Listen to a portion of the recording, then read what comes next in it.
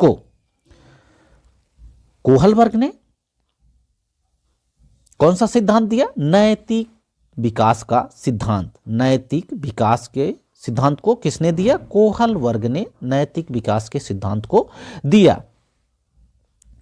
इनके सिद्धांत को नैतिक अवस्था का सिद्धांत भी कहते हैं। ये कहाँ के मनोवैज्ञानिक थे? ये अमेरिका के मनोवैज्ञानिक थे। कोहलबर्ग कहाँ के मनोवैज्ञानिक थे? अमेरिका के मनोवैज्ञानिक थे। आगे बढ़ने से पहले यदि आपने हमारे चैनल स्टडी कॉर्नर 24 को सब्सक्राइब नहीं किया हो तो सब्सक्राइब कर लीजिए और बेल आइकन दबा लीजिए। कोहलबर्ग अमेरिका के मनोवैज्ञानिक थे। इन्होंने नैतिक विकास सिद्धांत या नैतिक अवस्था के सिद्धांत को दिया। कोहलबर्ग ने अपने नैतिक विकास सिद्धांत में बताया कि नैतिक व्यवहार जन्मजात नहीं होते हैं। कोहलबर्ग ने क्या बताया कि नैतिक विकास जन्मजात नहीं होते हैं,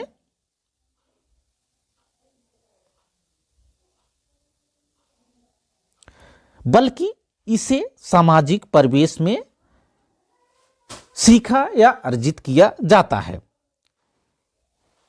कोहलबर्ग ने क्या बताया? कोहलबर्ग ने अपने नैतिक विकास के सिद्धांत में बताया कि नैतिक व्यवहार जन्मजात नहीं होते हैं, बल्कि इसे सामाजिक परिवेश से सीखा या अर्जित किया जाता है।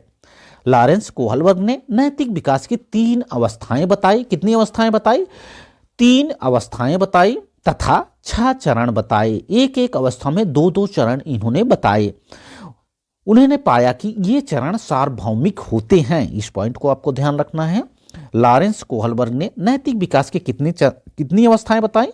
नैतिक विकास की 3 अवस्थाएं बताई और 6 चरण बताए। प्रत्येक अवस्था में 2-2 चरण बताए।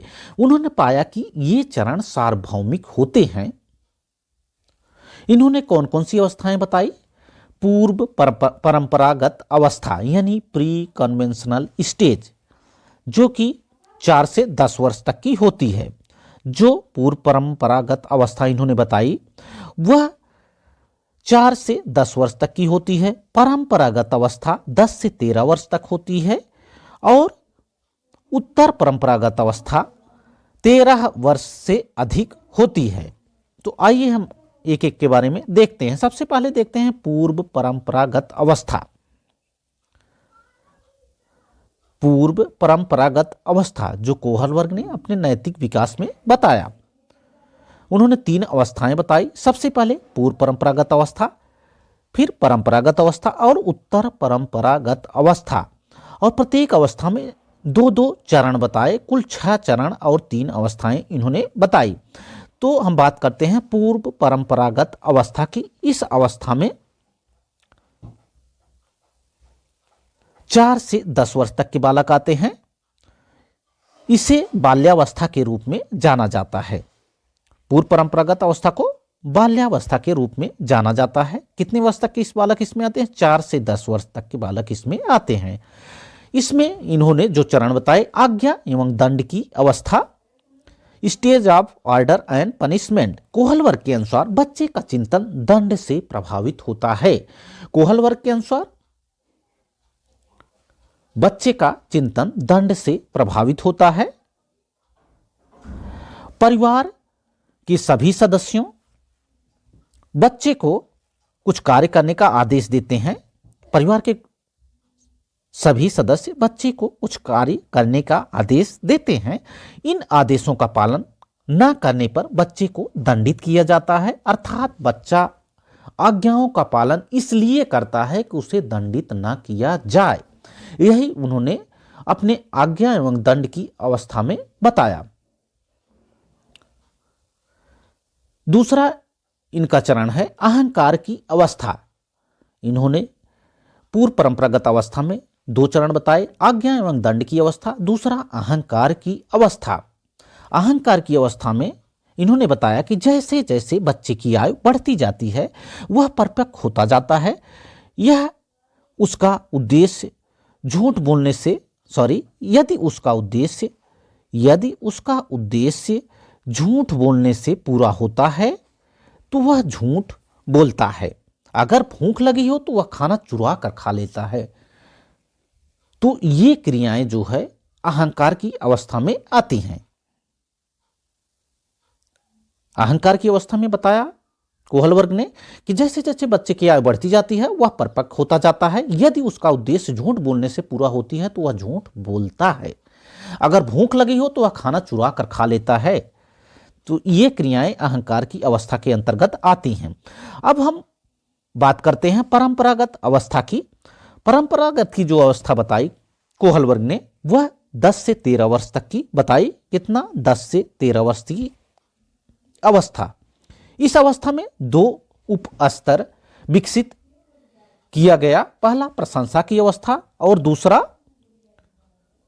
सामाजिक व्यवस्था के प्रति सम्मान की अवस्था। प्रशंसा की अवस्था में बच्चा जो भी करता है वह दूसरे लोगों के द्वारा उसकी प्रशंसा के लिए करता है। बच्चा इसलिए कार्य करता है कि दूसरे लोग उसकी प्रशंसा करें। दूसरी ओर समाज के सदस्य बच्चे से विशेष अपेक्षाएं करने लगते हैं तो समाज से उन्हें स्वीकृति मिलने लगती है। इस अवस्था में बच्चे उन्हीं व्यवहारों को उचित व नैतिक मानते हैं जिनके लिए परिवार, स्कूल, पड़ोस, मित्र मंडली से प्रशंसा करते हैं। इस प्रकार की इस अवस्था में हम कह सकते हैं कि बच्चे के चिंतन का स्वरूप समाज और परिवेश से निर्धारित होता है, ऐसा कोहल वर्ग ने बताया। सामाजिक व्यवस्था के प्रति सम्मान की अवस्था भी उन्होंने बताया। नैतिक विकास की उप अवस्था बहुत महत्वपूर्ण मानी जाती है।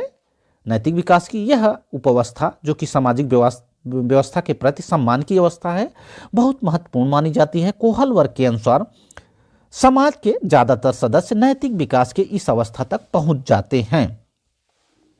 अब हम बात करते हैं जो कोहल वर्ग ने अपनी नैतिक विकास के सिद्धांत में सबसे लास्ट अवस्था बताई। उन्होंने उत्तर परंपरागत अवस्था बताई। यह 13 वर्ष तक के ऊपर की अवस्था होती है। कितने वर्ष तक की? 13 से ऊपर की जो अवस्था होती है उत्तर परंपरागत अवस्था के अंतर्गत आती है। कोहल वर्ग ने इस अवस्था में 2 स्तर बताए। कौन कौन से? सामाजिक समझौता की अवस्था और विवेक की अवस्था। सामाजिक समझौते की अवस्था में उन्होंने बताया कोई भी बालक इस अवस्था तक आते आते समाज के प्रति अच्छा कार्य करता है। वह नहीं चाहता है कि समाज के साथ उसका समझौता टूटे। सामाजिक समझौते की अवस्था में कोहल वर्ग ने बताया कोई भी बालक इस अवस्था तक आते आते समाज के प्रति अच्छा कार्य करता है। वह नहीं चाहता है कि समाज के साथ उसका समझौता टूटे। इसके अलावा उन्होंने बताया कि विवेक की अवस्था। इस अवस्था में बालक अपने विवेक का प्रयोग करता है। बालक में अच्छे, बुरे, उचित, अनुचित आदि विषयों को स्वयं व्यक्तिगत विचार करना की क्षमता विकसित हो जाती है। इस अवस्था में बालक अपने मन से कार्य करता है।